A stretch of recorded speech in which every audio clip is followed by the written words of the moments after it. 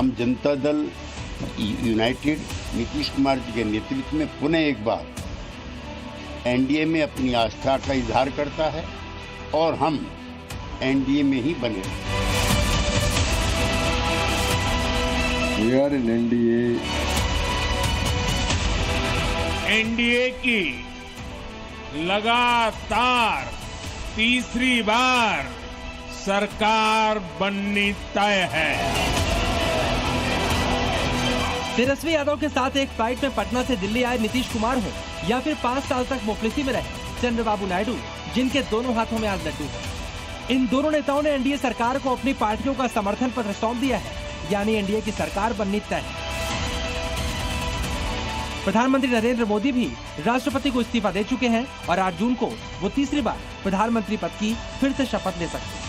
लेकिन ये भी सच्चाई है, बीजेपी के पास पूर्ण बहुमत नहीं, इसलिए इस बार समर्थन के साथ विपक्षी दल शर्तें रखने की स्थिति में है और सियासत में ऐसे मौके कोई छोड़ता नहीं। नायडू और नीतीश जैसे मंझे हुए सियासतदान इसे छोड़ने वाले भी नहीं। फिलहाल सूत्रों के हवाले से जो खबर मिल रही है, 16 सीटें जीतने वाली चंद्रबाबू नायडू की पार्टी टीडीपी केंद्र में 5 से 6 मंत्री पद मांग सकती है।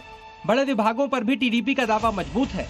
सूत्रों के मुताबिक टीडीपी 3 केंद्रीय मंत्री और 2 राज्य मंत्रियों के पद मांग सकती है। इसके अलावा स्पीकर पद पर भी टीडीपी का दावा संभव है। वहीं 12 सीटें जीतने वाले नीतीश कुमार 4 से 5 मंत्री पद की डिमांड कर सकते हैं और एनडीए सरकार के 2 सबसे बड़े सहयोगियों की ताकत और जरूरत को देखते हुए बीजेपी से स्वीकार भी कर सकती है। लेकिन इन 2 बड़े सहयोगियों के अलावा महाराष्ट्र से 7 सांसदों वाले शिवसेना शिंदे गुट को सत्ता में साझेदारी देनी होगी। वो भी एनडीए के साथ मजबूती से खड़े हैं। जिनके पास आंकड़े नहीं है, जिनके पास मेजोरिटी नहीं है, वो सरकार बनाने की बात करते हैं। ये तो मुंगेरी लाल के हसीन सपने हैं। वहीं 5 सीटों के साथ बिहार में 100% रिजल्ट देने वाले मोदी के हनुमान चिराग पासवान भी अपनी पार्टी के लिए कुछ अच्छा चाहेंगे। खबर 2 मंत्री पदों की डिमांड की आई, जिससे फिलहाल चिराग ने इनकार किया है। मेरे प्रधानमंत्री तीसरी बार देश के प्रधानमंत्री पद की शपथ लेने जा रहे हैं। हम तमाम सहयोगियों के लिए यही सबसे बड़े उत्साह की बात है। इसके अलावा यूपी से 2 सीटें जीतने वाले जयंत चौधरी का राष्ट्रीय लोकदल और अपनी सीट बचाने वाली अनुप्रिया पटेल भी उम्मीदें बांधकर बैठी होंगी। बीजेपी को 2-2 सीटों वाले कर्नाटक के जेडीएस और आंध्र में सहयोगी जेएसपी को भी सरकार में जगह देनी पड़ सकती है। इसके अलावा देश में कई सहयोगी पार्टियां 1-1 सीटें जीतकर भी एनडीए की सरकार को बनाने में योगदान दे रही हैं। उनको क्या मिलेगा, इस पर भी नजर रहेगी। वहीं विपक्षी गठबंधन जो बहुमत से काफी दूर है, उसके नीतीश कुमार और नायडू पर डोरे डालने को लेकर कई खबरें आई। नमस्कार, प्रणाम, दुआ हुई और क्या, लेकिन बाकी क्या होता आगे आगे देखते रहिए। लेकिन INDIA गठबंधन की बैठक से पहले मोदी के इस्तीफे की तस्वीरें और अगले शपथ ग्रहण की संभावित तारीख की खबरें आने लगी तो लगभग साफ हो गया, विपक्ष सरकार बनाने की रेस में अभी काफी पीछे है।